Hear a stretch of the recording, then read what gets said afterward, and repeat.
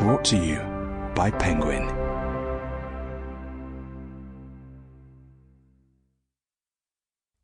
The Power Law, Venture Capital and the Art of Disruption by Sebastian Mallaby. Read by Will Damron. To Zanny. Most people think improbable ideas are unimportant. The only thing that's important is something that's improbable. Vinod Khosla. Silicon Valley is gripped by the cult of the individual. But those individuals represent the triumph of the network. Matt Clifford.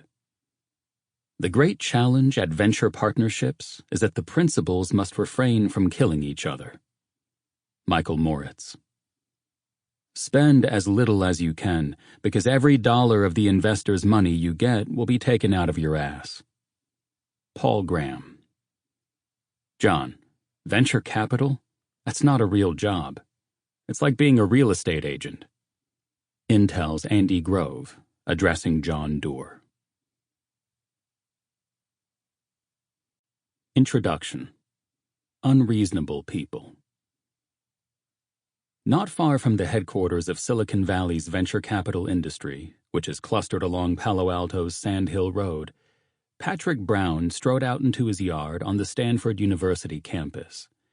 Atop a little hill behind his house, Brown got down on his hands and knees, a shaggy 54-year-old professor in a t-shirt, peering at the vegetation through rounded glasses. Proceeding delicately, like a detective collecting samples that might yield a vital clue, Brown began digging out the roots of some wild clover plants.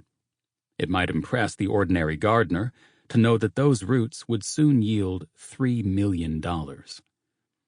Brown was one of the world's leading geneticists. In 1995, his lab had published pioneering work on DNA microarrays, which helped distinguish between normal and cancerous tissue. He had been elected to the National Academy of Sciences and the National Academy of Medicine. He was the recipient of a Howard Hughes Award, which guaranteed no-strings-attached research funding. But his objective on that hilltop had nothing to do with genetics. The year was 2010, and Brown was using a sabbatical to plot the downfall of the meat industrial complex. A friend had set him on this path by means of a stray comment. Possessed of a keen environmental conscience, Brown had been worrying that animal husbandry occupied 1/3 of the world's land, causing significant greenhouse gas emissions, water degradation, and the loss of biodiversity. The planet was clearly going to need a better kind of food for the growing population of the 21st century. Then Brown's friend mentioned that if you could make a vegetarian burger that tasted better than a beef burger, the free market would magically take care of the problem. Adventurous restaurants would serve it, and then McDonald's would serve it, and pretty soon you could eliminate meat from the food system. The more Brown pondered this, the more he grew agitated. If you could make a yummier vegetarian burger? Of course you could make a yummier vegetarian burger. Why was nobody treating this as a solvable problem? People just figured we have this insanely destructive system and it's just never going to go away, Brown fumed. They thought, bummer, but there you are. In most places, and at most points in human history, Brown's epiphany would have been inconsequential.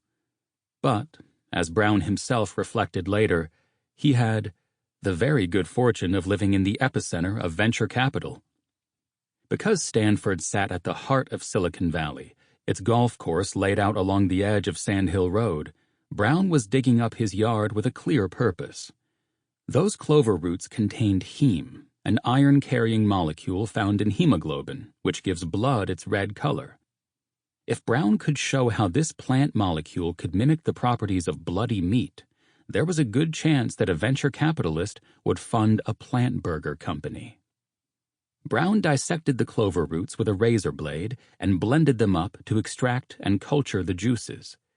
Pretty soon, he had what he needed to fashion a vegetarian burger that smelled and sizzled and dripped and squished like 100% grade A beef. I got to a point where, though I didn't have much data, I'd enough to go and talk to some venture capital companies. Sample complete. Ready to continue?